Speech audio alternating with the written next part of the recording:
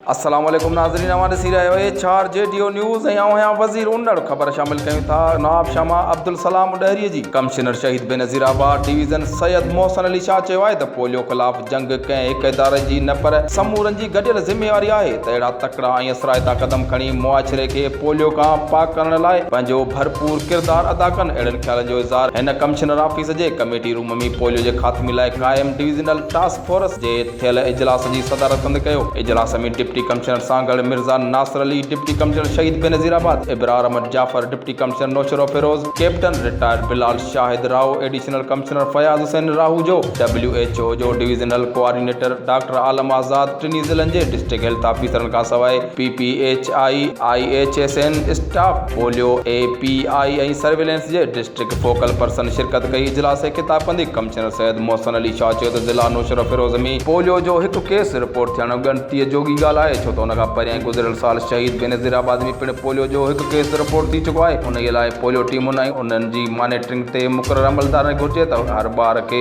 Polio खां बचा जा पुड़ा पियारण लाइ पंहिंजी 100% कारकर्दगी ॾेखारीनि। कोताहीअ सूरत में उन्हनि ख़िलाफ़ सख़्त कार्रवाई कई वेंदी। कमिश्नर वधीक चयो त डिवीज़न में रिपोर्ट थियल पोलियो जे ॿिन्ही केसनि में ॿारनि खे बचा जा पुड़ा पियारल हुजण बावजूदि पोलियो जो शिकार थियण जा सबब ॼाणण लाइ DHOs पारां जांच करे रिपोर्ट ॾिनी वञे। उन ॻाल्हि खे पिणु यकीनी बनाए त पोलियो टीमुनि पारां पोलियो ख़िलाफ़ मुहिम दौरान ॿारनि खे बचा जा पुड़ा पियारण वारे कम जा अंग अखर दुरुस्त रिपोर्ट कया वञनि। 4 JTO न्यूज़ में फ़िलहालु एतिरो ई। वधीक ख़बरुनि जी अपडेट्स लाइ ॾिसंदा रहो 4 JTO न्यूज़।